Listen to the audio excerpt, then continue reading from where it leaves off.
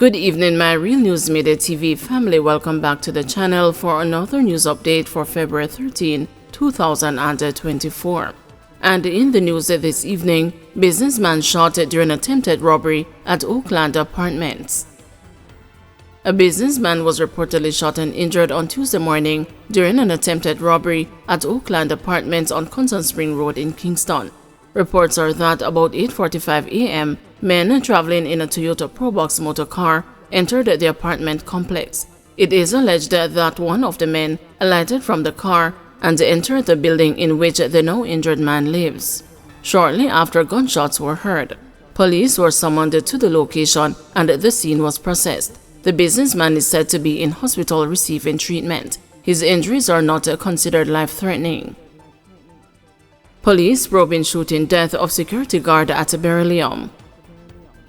The Criminal Investigation Branch and the Kingston Central Police are probing the fatal shooting of a security guard on the compound of the Beryllium headquarters on South Camp Road on Tuesday morning. The guard was fatally shot by one of his colleagues. Preliminary reports are that the guard, who is a reservist in the Jamaica Defense Force, was accidentally shot. He is Kevin Hunter of Scarface Pathway, Kingston 12. It is reported that about 11:15 a.m., Hunter was attempting to board a Beryllium truck on the compound when the weapon of another guard, who was also entering the same vehicle, accidentally discharged. Hunter was shot in the chest. He was rushed to hospital where he was pronounced dead. 2 arrested following seizure of submachine gun in Salt Spring. 2 men were taken into custody on Tuesday following the seizure of a high-powered weapon during an operation conducted in Salt Spring, St. James by the Narcotics Police. Documents with the addresses and identities of people living overseas were also seized. It is reported that about 7 a.m., the Narcotics Police, assisted by members of the Caribbean Search Center, Area 1 Operation Support Team, and the K9 Division, conducted an operation in Salt Spring.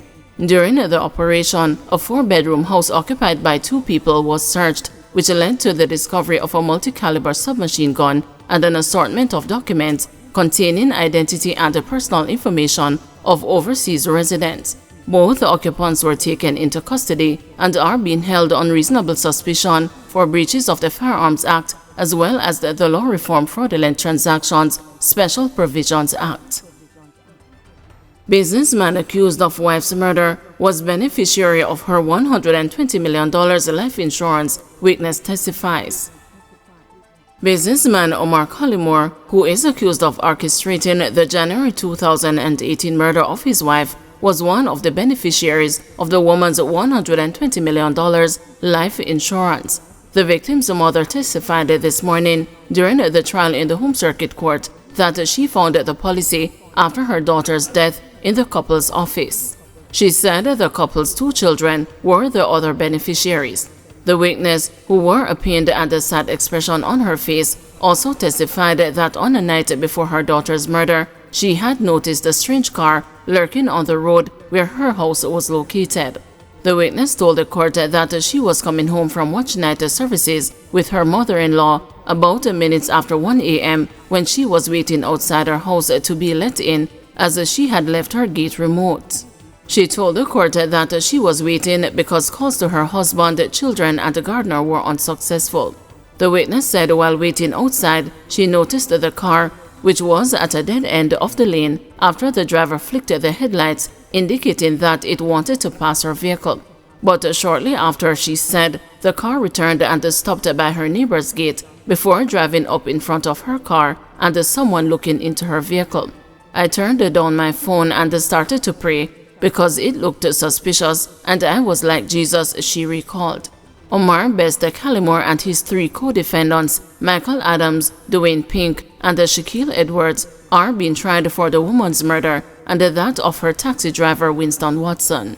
The defendants are being tried for 2 counts each of murder and a count of conspiracy. The 32-year-old businesswoman and the 36-year-old taxi operator were gunned down on Stanley Terrace in Red Hill, St. Andrew on January 2, 2018. Collymore is alleged to have orchestrated his wife's murder and was at home at the time of the killing. The victims were shot and killed when they arrived at the gate of the apartment building where Campbell Collymore lived. They were shot by 2 pillion passengers who were traveling on motorbikes. Campbell Collymore, who was reportedly shot 21 times, and Walters both died on the spot. One of Collymore's former co-accused, Wade Blackwood, who was one of the shooters in the incident, was sentenced on March 11, 2021 to 2 life sentences on 2 counts of murder and 8.5 years for illegal possession of a firearm. The sentences are running concurrently, and he will be eligible for parole after serving 35 years. Attorney at law Dan Jobson is representing Collymore, with Pinker being represented by attorney Ernest Davis. Attorneys at law Patrick Peterkin and Janoy McDonald are representing Edwards, and Adams is being represented by attorney C. Mitchell. Man gunned down in Kingston. A man was gunned down at the intersection of Princess and Beeston Streets in Kingston on Monday night. The deceased is of dark complexion, slim build, about 5 feet 11 inches long, and has a dreadlock hairstyle. The Denham Town Police report that about 8:50 p.m., a police team was on patrol in the area when explosions were heard. The team responded, and on arrival, the man was seen lying on the sidewalk with multiple gunshot wounds. He was assisted to hospital, where he was pronounced dead. The police say another man later turned up at hospital and reported that he was shot and injured in the same area. He is being treated at hospital. Meanwhile, anyone with information that may be able to assist with the investigation is asked to contact the Denham Town Criminal Investigations Branch at 876-948-6443, Police 119 emergency number, or the nearest police station. Driver involved in deadly St. Catherine motorcade asked to report it to police. The St. Catherine North Police are urging the driver who was involved in a deadly motorcade on Sunday in St. Catherine to report it to the Spanish Town Police Station. It is reported that 32-year-old Chauvin Thompson of a homestead address in the parish was leaving a funeral when he joined a motorcade on a Toyota Hiace bus and subsequently fell to his death. The motorcade was for Jamaica Labour Party councillor candidate for the Sydenham Division, Jennifer Hall. Sergeant Donovan Barnes, who is in charge of the St. Catherine North Police Traffic Department, confirmed with the news that the incident occurred but said it was not initially reported to the police. Mr. Thompson's mother, Michelle Douglas, on Tuesday afternoon recounted the details of the tragic incident. Asked one ganja and one hot and go on the bus. So they were motorcading on Featherbed Lane, and after leaving Featherbed Lane, they go at the gas station. So I hear that the bus make a turn to go inside of the gas station. That's where him fall off of the bus, lick him head, mash up his head. So somebody then pick him up, carry him to hospital. After carry him to hospital and undergoing treatment, him pass off. Right now, I wouldn't mind if whoever see the accident or so could have just come forward, come make a report for me, or if I don't love shoving that much, or come make a report for him, talk how he go or what, because I wasn't there, so I wouldn't mind somebody come forward and do it for me. Especially to the driver. Especially to the driver. The St. Catherine North Police say they have launched a probe into the matter. An officer confirmed that the police will be reviewing CCTV footage, if available, at the Marco gas station on Featherbed Lane to ascertain the details of the incident. Meanwhile, an eyewitness who spoke with the news said Mr. Thompson was sitting atop the bus when the vehicle made a right turn and he fell to his death. 60-year-old St. Catherine man freed of ganja charges. A 60-year-old St. Catherine man who was charged after ganja was found in packages marked as patties was on Monday freed in the parish court.